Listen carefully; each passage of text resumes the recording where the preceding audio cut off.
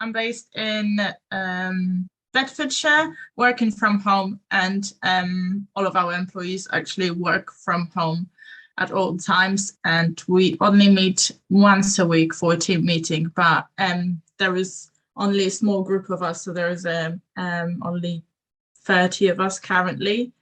But yeah, the circumstances have changed since post-COVID. Yeah, okay, thank you. That's interesting. Cheryl, hi, Cheryl Carr. What's your work situation? Where are you calling from? Hi, sorry. Yeah, I'm a retained consultant, but I work in the offices maybe 2 or 3 days a week. But I work for a manufacturing company. Yeah. So the majority of the frontline staff obviously can't work from home. But in terms of the management, I would say it's about 25% of those people in the functional department, they tend to work from home. The team that I lead, I make sure that they are in the office 1 day a week, all on the same day. So Wednesdays traditionally are collaboration days. So all of the team are in the office. Okay, so manufacturers, so they're clearly all back full time in the manufacture floor. Then you've got your management level, who are a couple of days in the week, and then you have a team day on a Wednesday. Yeah. Brilliant. So all the functions. So if we're talking about finance, procurement, all of those guys, 25% of them will be in the office throughout the week. So they do the hybrid working. Brilliant. Okay, thank you. Thanks so much, Cheryl. I'm gonna skip KP because I can see that you're having connection problems. But feel free to say hello in the chat if that's easier for you, or if you can speak, that's fine as well. But KP, we can see you're having connection problems there. Adasi, hello. Hello. Hi. Yeah, pretty similar to most. 2 days in the office, 2 days from home, and 1 day depending on business need. So yeah. So 2 in the office, 2 at home, and then 1 on the business. Okay. Yeah. Okay. And Joe, why don't we finish with you? So where do you work from? Lancashire. Yeah. Can you tell by my accent? Is that an office or is that home? No, it's we actually worked from home prior to COVID, but we can go out and meet candidates and clients if necessary, but generally working from home. So yeah. Brilliant. So fantastic. Thanks everyone for sharing that. You can already get a temperature gauge for some people are 50-50, some people are full-time, some people have flexibility, some people are in 2 days, not in 2 days, and then a third one. So there's a nice mix still going on. We haven't had anyone here say, I'm 100% back to the office, but be very aware that there are organizations who are either mandating that, or if you work in finance and banking, where actually firewall security is highly important, and it seems presenteeism is highly important as well. Many of those have been called back 100% to the office. So nice little mix there. What I thought we'd do, I've done some research to share with you, and also I just wanted to recap. This is the second one of these sessions we're doing. For anyone who wasn't in the first one, I wanted to recap the different types of models that we talk about, just to give again some context. There's actually a few out there. So we've got the 100% back to the office. This appears to have been a leadership decision. So unlike anything else that happens in a cultural decision or transition, change, all of those things that happen, usually there'll be a consultation period. But because the mandate to work from home was so sudden, it feels as if many leaders or many organizations have actually forgotten to consult about coming back to the office. And what we found when we looked at this 4 months ago, and certainly the articles that I've been researching for, is that there's an absolute divide. It's very polarizing. And that either there are those, particularly someone there mentioned, Donnie, you mentioned mental health awareness day today. There are those who went back to the office early for welfare reasons because they really miss people. And the work that I do about extroverted and introverted preference, if what we do is we re-energize from mixing with other people, we might miss their voices in the room. And I certainly know a lot of people across industries who are being mandated to go back, for example, 2 days a week, but they might not be the same day that the rest of their team are in. Or if they're all back 100%, then there's going to be people in those teams who would much rather have flexibility. And we're seeing a very strange churn happening for people that Joe talked about. They're looking for 100% remote. That's not always the company culture. So we do have that 100% back to the office. We know that Stanchart, Goldman, HSBC, and a number of others said that that was accelerating, particularly in the banking world. Then the next one we had was 100% remote, which I know someone said here that they had, and particularly the charity sector was, Asher, I think you said that the savings were being realised. And there are teams, particularly developers and engineers and those who don't need to be together to perform their work, which is a very different thing to creating a team or creating human relations, which is what HR stands for, human resources, human relations. We do have 100%, but the challenge with that is we're getting feedback that people are saying, well, we miss seeing each other, or we miss the socialization or the knowledge share that you get. And particularly with onboarding, that's an interesting piece, because if you have early career professionals joining, so graduates and fresh out of university, they're not getting that learning that they get. So 100% remote, that's the second model. Someone's just come off mute there. If I could ask you to mute, that would be fantastic, unless you have a question, in which case we'd love to hear from you. Okay, I'll crack on. So the third message, the third model that we looked at was the hybrid, which seems to be very popular at the moment. And certainly in our group here, most of you have said you're in the office maybe 1 or 2 or 50% of the time, and then either out on site or in other offices or at home 50% of the time.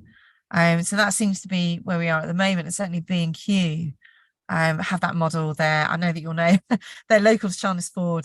The person who's in Chalmers-Ford there, that's where their headquarters is. So that's an example of a retail headquarters which is doing 50%, 50%.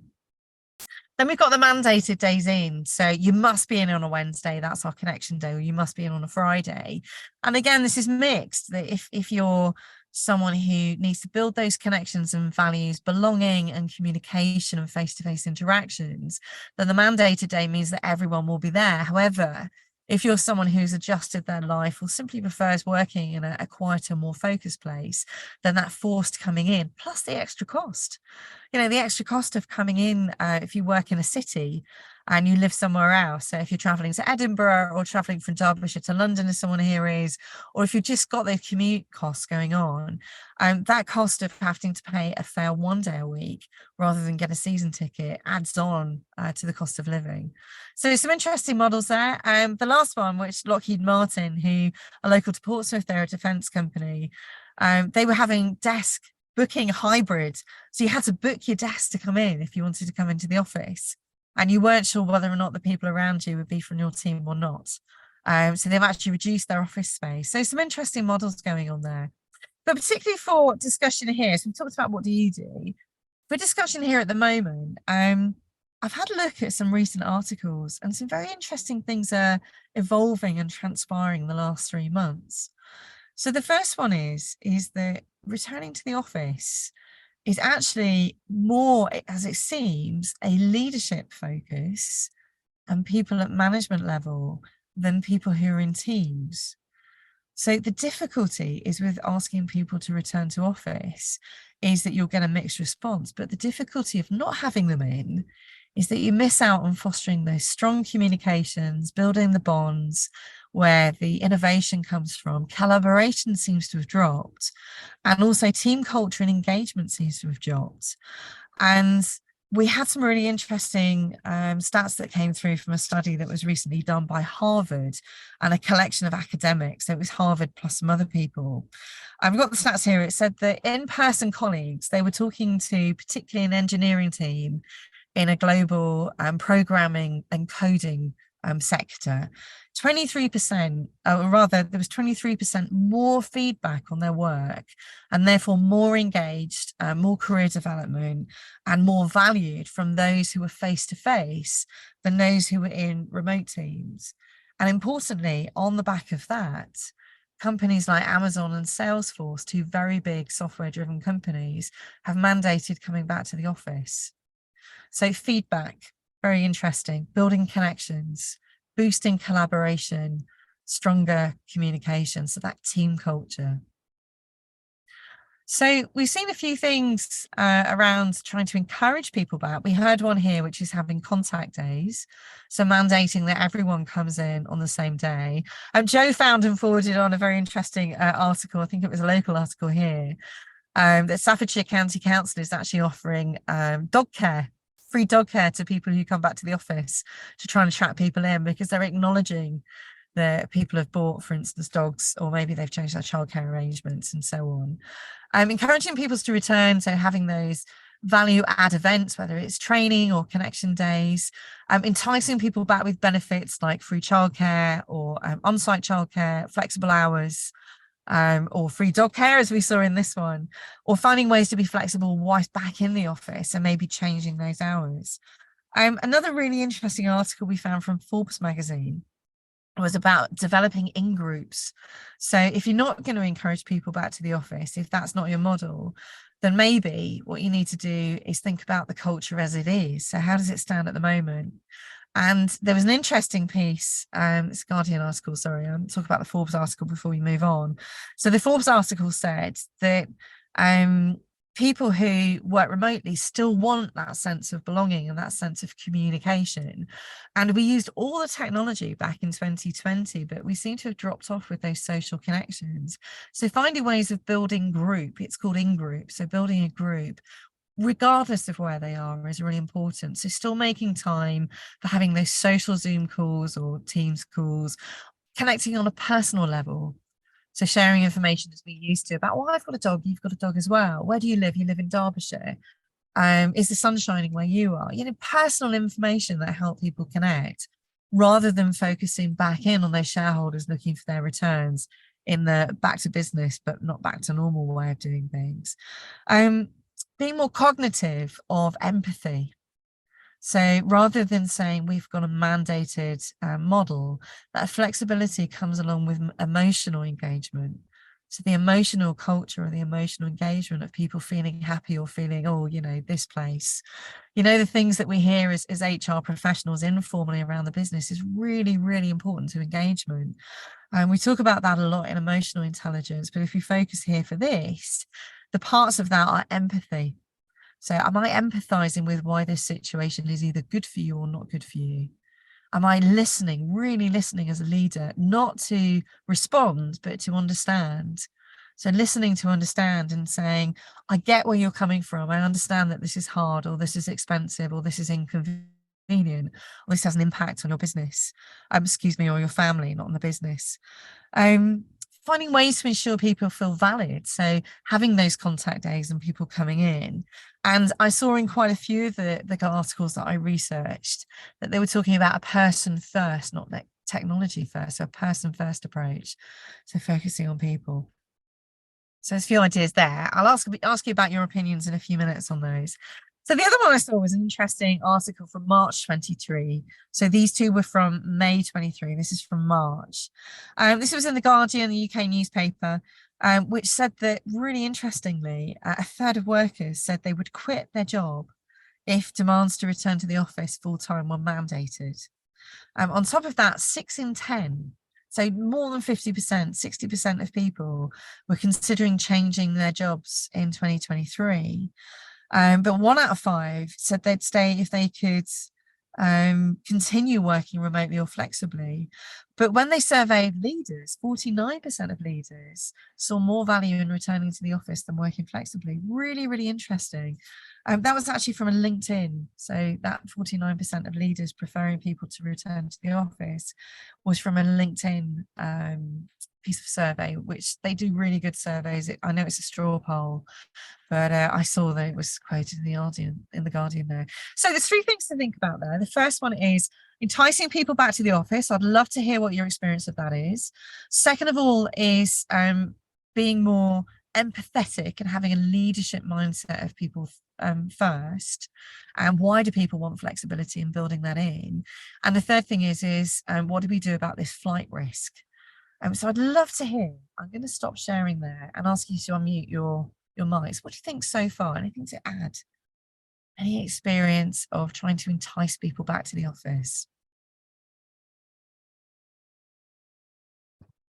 I can go first if you want. Yeah, We thanks, we Anna. use, we use food and social events. Oh, brilliant. So We've you done toast people pretty- like food. I love it. Yeah, we've kind of found with our culture, food entices people back. So we offer free food in the office for breakfast and lunch anyway. Yeah.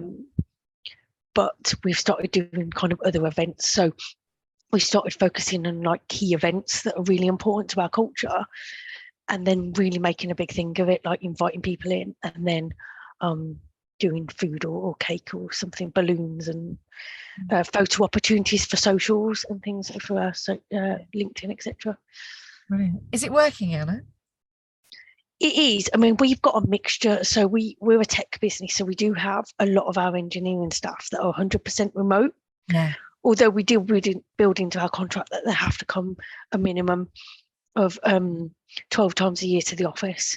So that's once a month for business updates and things like that. So it is an interesting blend. The people that live more local to the office do tend to come in more and not moan as much. It can be a bit of a challenge though, still. And those people who are from a bit further away, you just called out there, is that the group that you're finding who are most reluctant to come back because of travel time and cost? Yeah, because I don't know about you, but the traffic is unbelievable. Like, I only live 27 miles from the office. It takes me an hour. It's actually ridiculous. So it is really off-putting, because I've got to say that makes me avoid wanting to go to the office, because I get less done. And then there's that kind of rush of trying to get home and it not affect family life. Brilliant. Thanks, Anna. I can see Asha and Caroline are both nodding in support there. So Asha, let's hear a bit more from you. Yeah, I guess my view is that for me personally, because I'm not London based and our sort of headquarters are London based, my colleagues from the HR team do go into the office once or twice a week. And for me, it is about cost. If the organisation covered my expenses, I'm looking at a £200 return ticket on a train for one trip.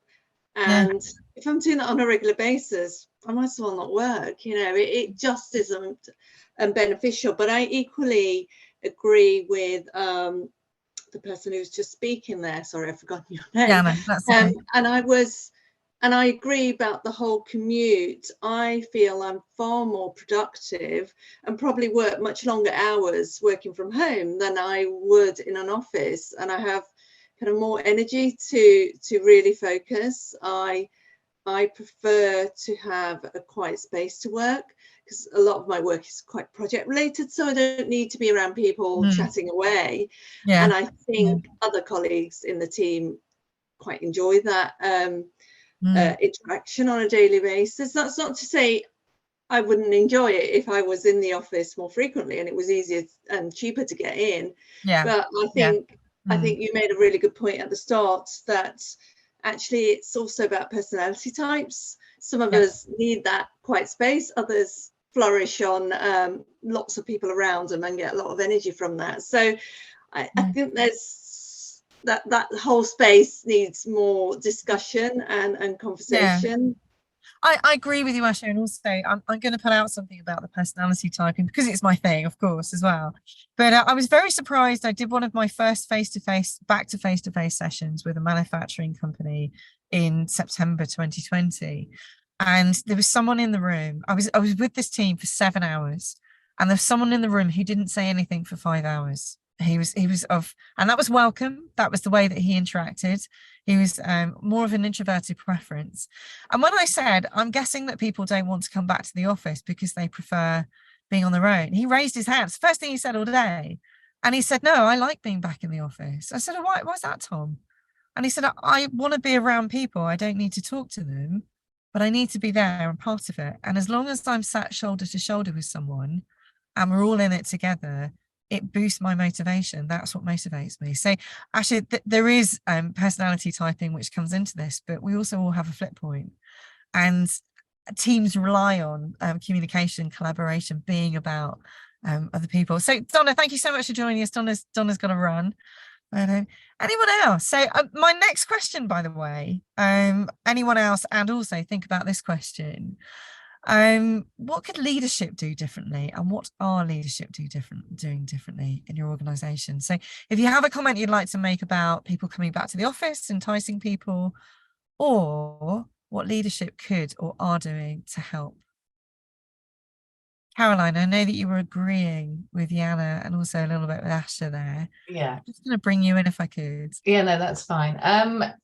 So it's an interesting one, actually. So definitely in our organization, so we've just got a new office space. So we've had a kind of company merger, now got a new office space. So there's a kind of integration piece, change management piece going on as well. And sort of getting people back into the office is definitely a leadership mandate. Yeah. However, on the flip side, it's that sort of balance, isn't it, between thinking about where we've come from through the pandemic, and everybody was much more mindful, I think, of people's situations. Yeah. And that flexibility came in, people were working from home. And so I think it's on one hand, I can absolutely see, they want us to be collaborating more, teams working together. So you're missing that element before. On the other hand, people have got different setups, like you said about childcare arrangement, things like that.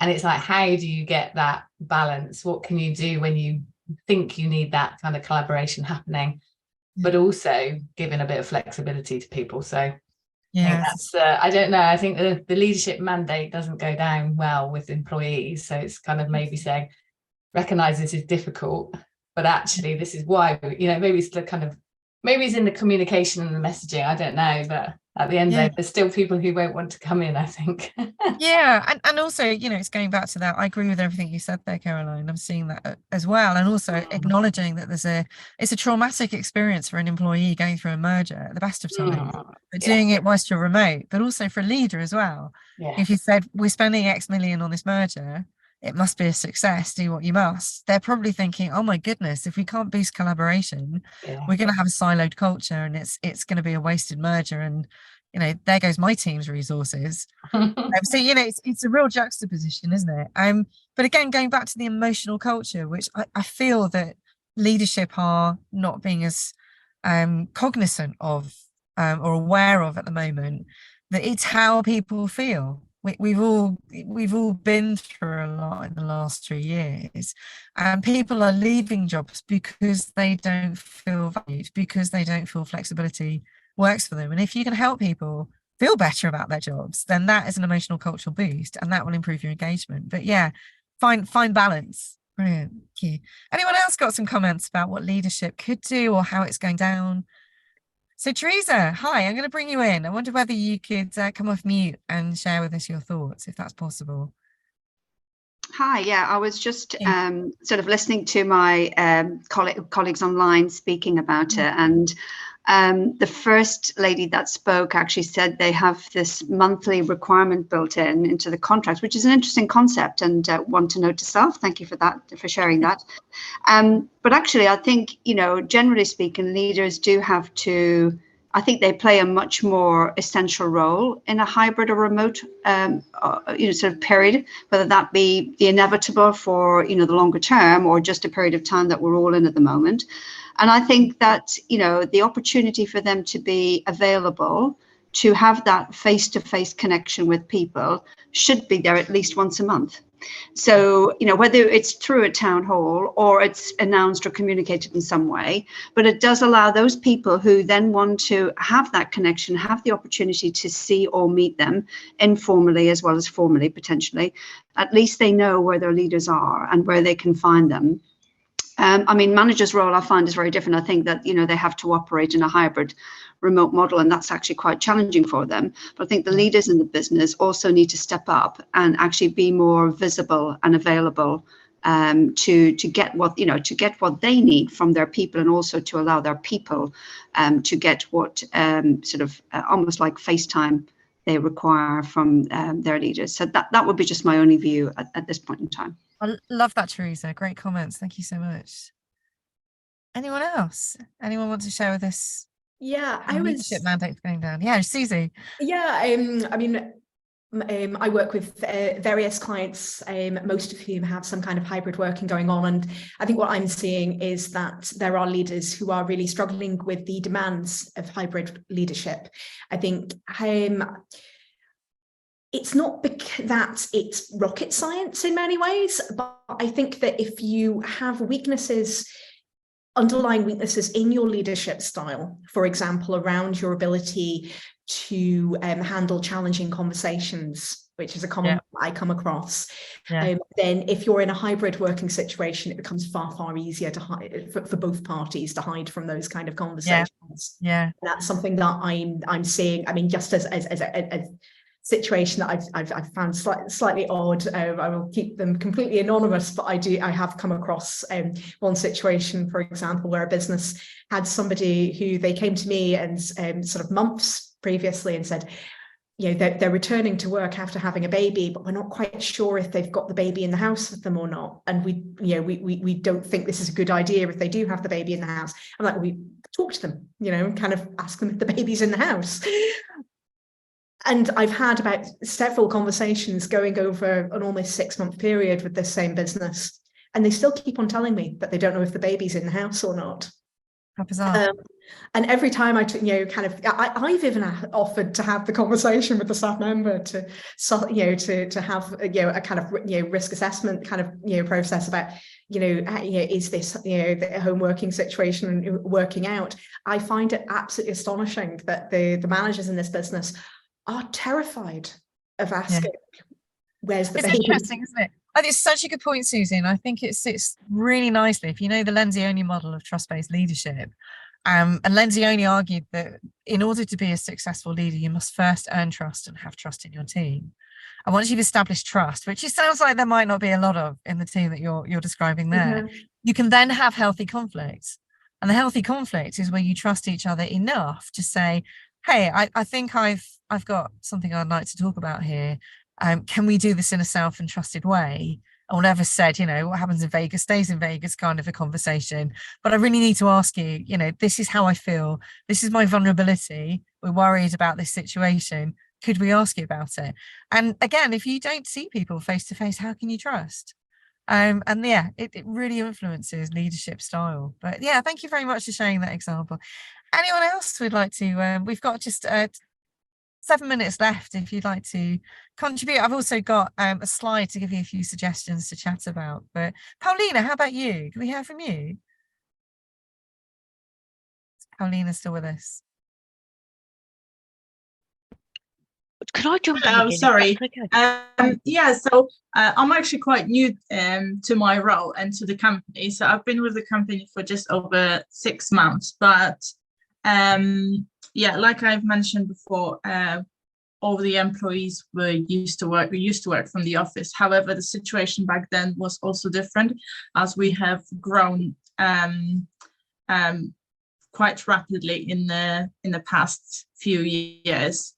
So I think about 3 years ago, there was 3 to 5 employees. And as I've mentioned, there is 30 of us now.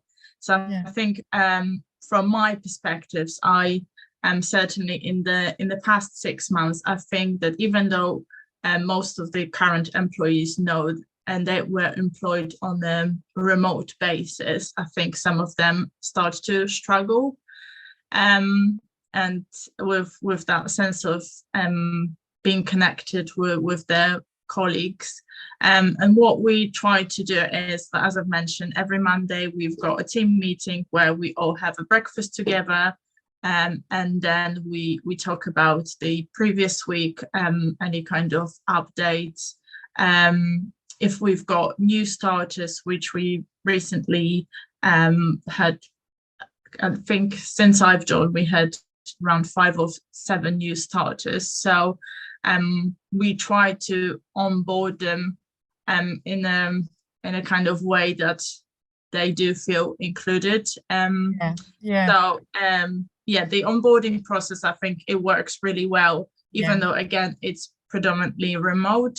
On the first day, so always we make sure that they start on Monday so they can meet everybody. And really good point. Really good point on the onboarding, actually, Pauline. Sorry to interrupt you there. Really good point on the onboarding. But yeah, that's also a challenge as well. Anything to add about the leadership, about what the leadership could do there?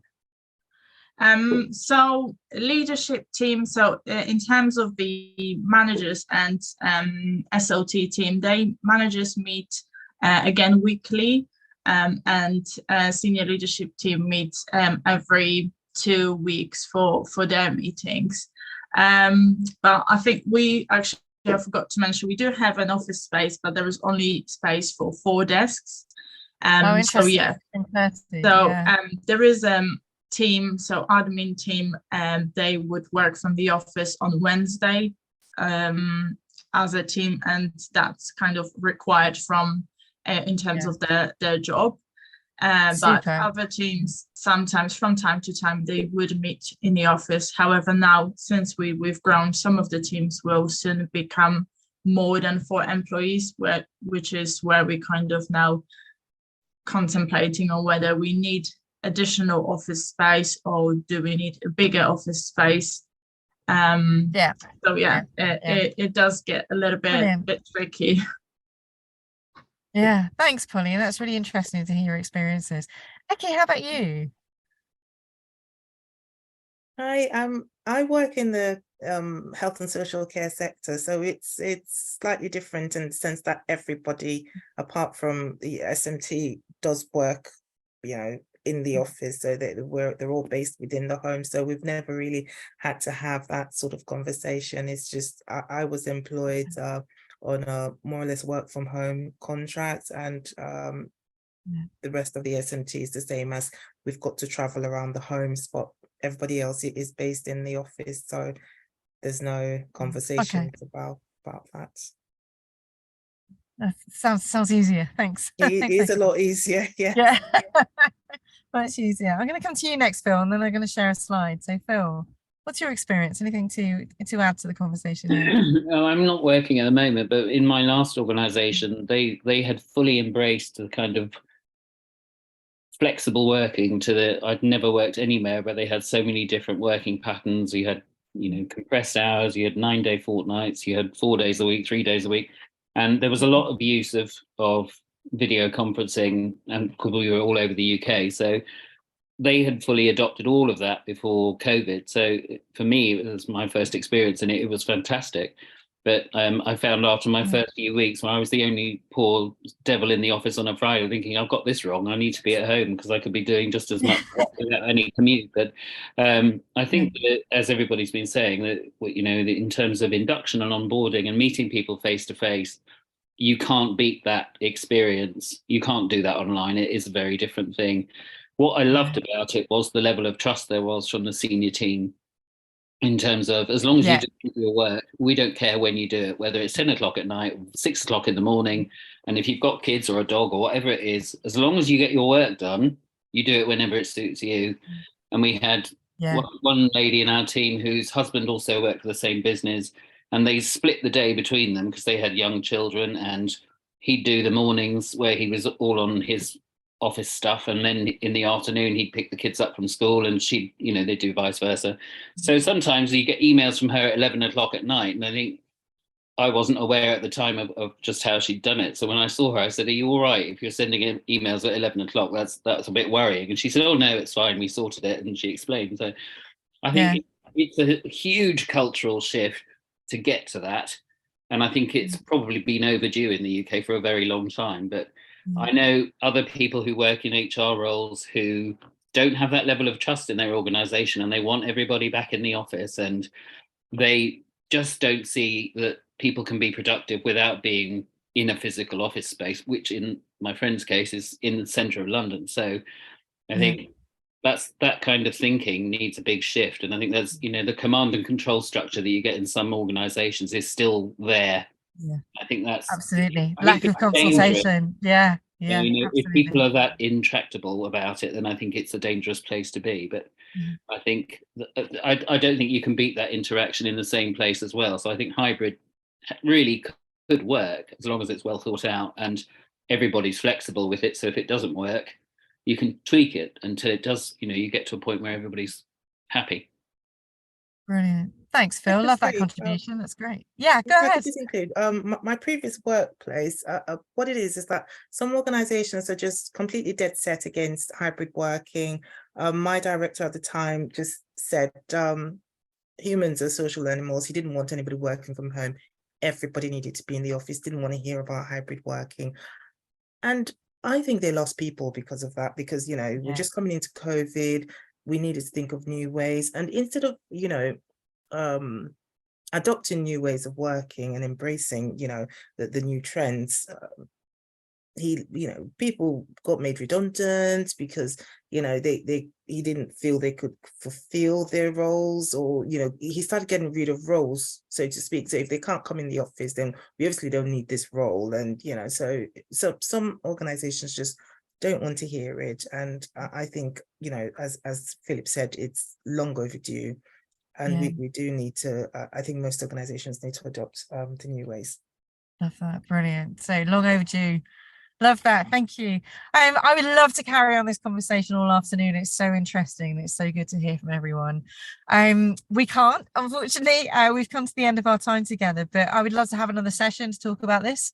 We also love your comments on LinkedIn. So I've just flashed up a screen there. We're going to send you the links to the articles, the three which I found most interesting on this, and I would love it if you could carry on the conversation. But it just remains for Joe and I to say thank you so much for joining us today. We've really appreciated it. Have you got any last comments that you'd like to add to the discussion? Anything you'd like to close with? Oh, yeah, sorry, just taking myself off mute. Okay, yeah, so I just wanted to say thanks very much, everybody. I'll send out an email this afternoon to everyone that's signed up. So there'll be details on there of how you can get a copy of the recording. There'll be the links to Claire's articles on there. We've got another event next Tuesday, which is delivering effective feedback. So that's another interactive session. So a link to sign up for that will be on the email. And we'll also be sending out a survey this afternoon to everyone that's signed up. So if you've got chance to complete it, to give your feedback on the event, then that would be really appreciated. But I'd just like to say thanks to Claire for your effort in putting it together, and everybody for, you know, everyone that's signed up and your efforts for contributing. I think it's been a really interactive session, so thank you. Thanks so much, everyone. Thanks for joining us, and enjoy the rest of your day wherever you're working.